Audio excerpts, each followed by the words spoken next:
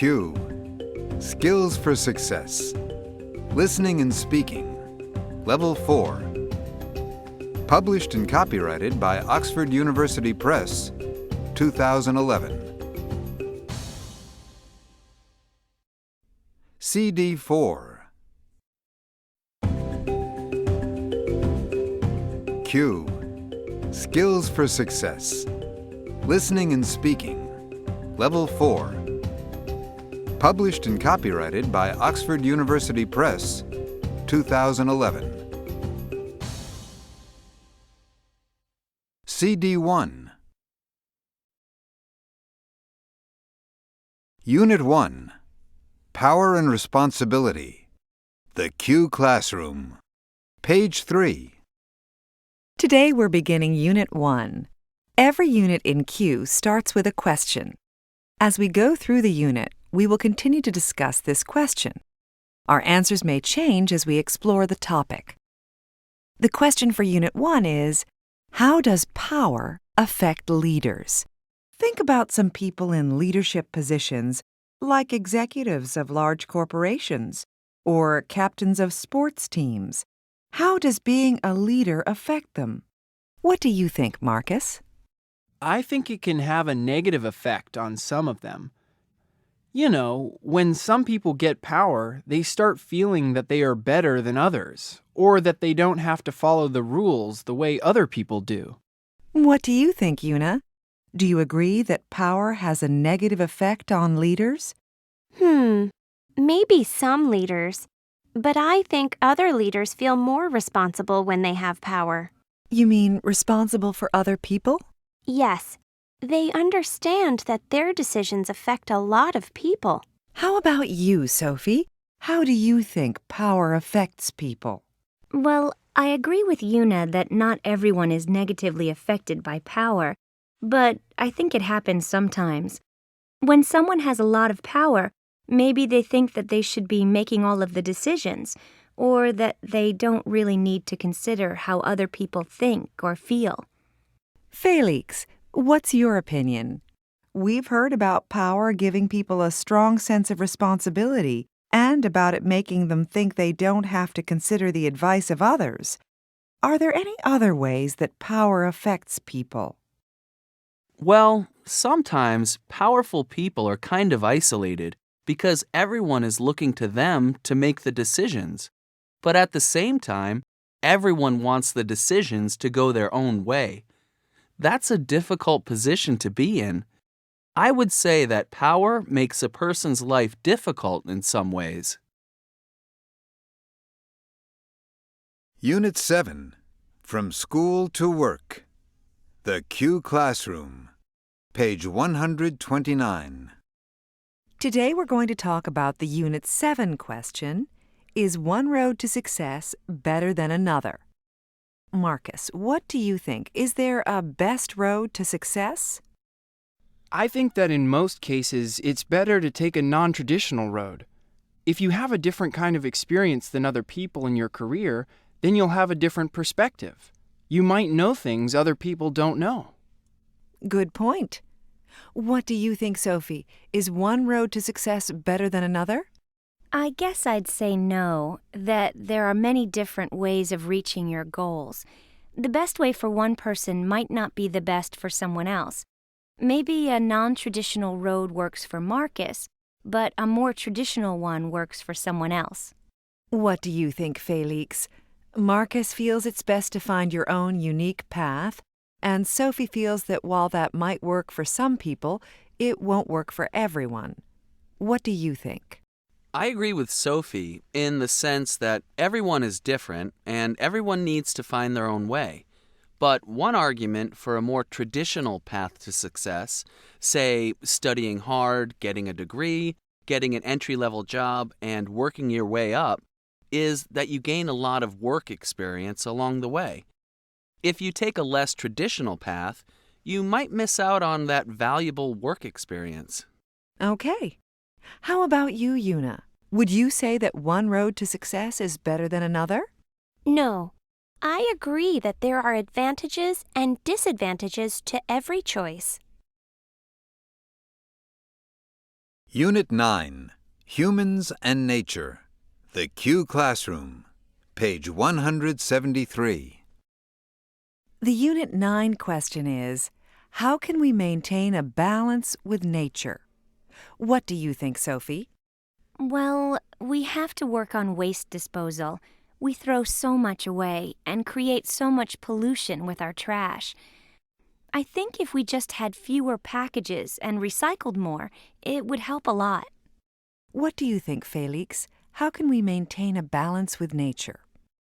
We need to think about the environmental effects of everything we do. In the old days, people used to just put up buildings and destroy forests without thinking about it. Nowadays, we consider the risks to the animals in the area, the pollution that might be caused, and all that. So, I think we're on the right track. We've got a long ways to go, though. Why do you say that, Marcus? We're still using a lot of energy and water and creating a lot of pollution. I think we focus too much on growing, on having more stuff. People don't have to live in gigantic houses and drive huge cars, but that's what everyone wants now.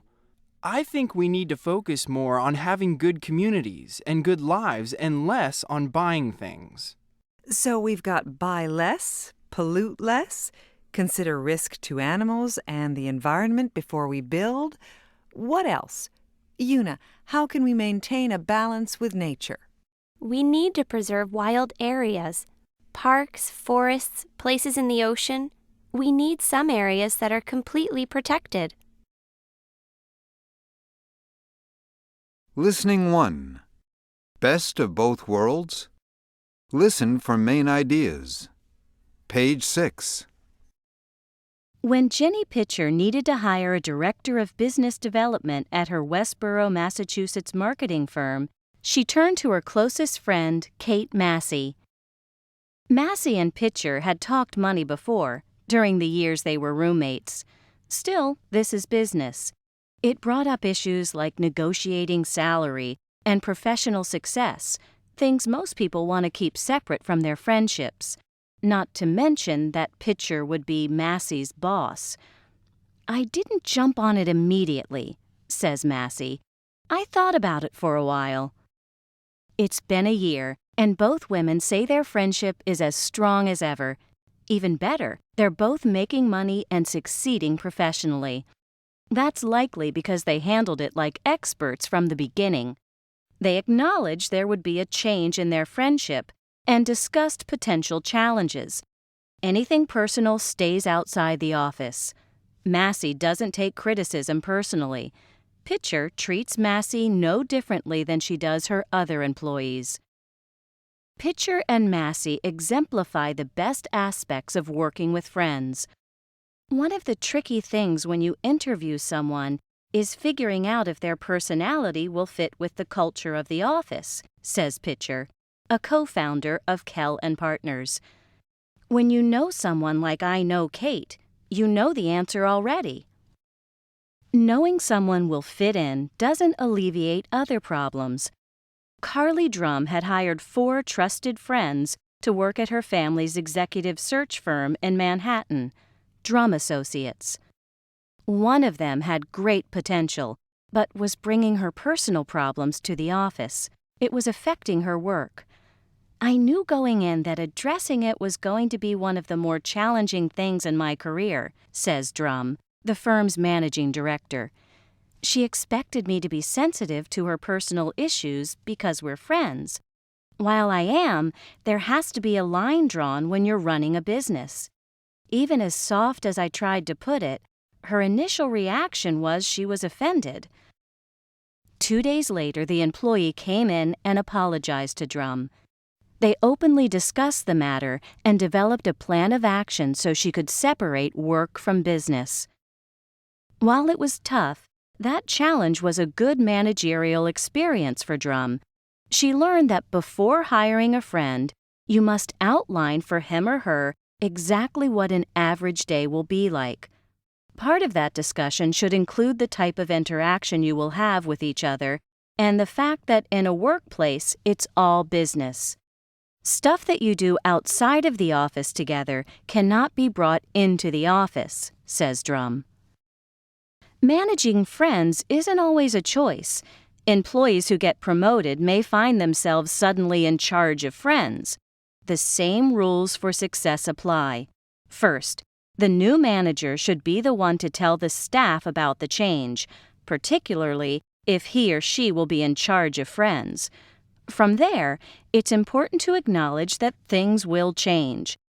Explain that it's not because the relationship isn't important or because you want to end your personal relationship. Rather, you now have a hand in the professional lives of a group of people. Gina Cox, who runs the leadership coaching firm Human Capital Resource Center, suggests saying something like this: I still want us to be friends. Can you support me and know that what happens at work doesn't have anything to do with you or our relationship? As for the subordinate, he or she needs to understand that the boss can't show any favoritism. That's precisely what Tori Delaney had to deal with as she rose up the ranks at a restaurant company in Manhattan. She started as a coat checker at Maggie's Place in Midtown and, after a series of promotions, eventually became general manager. The staff becomes close-knit because it's a small restaurant. Most of our family is very far away, says Delaney. The owners have 5 places, so we all always knew there was a chance for promotion for everyone from within. She says the key to successfully managing friends is developing rules and boundaries and enforcing them. For example, an employee who came in late was spoken to. If the employee was late again, he or she got a warning. The 3rd time resulted in suspension. Delaney attributes her success to that uniformity. If there's no structure, your whole team falls apart, she says. She must be doing something right. She's a co-owner of a restaurant with the owners of Maggie's Place.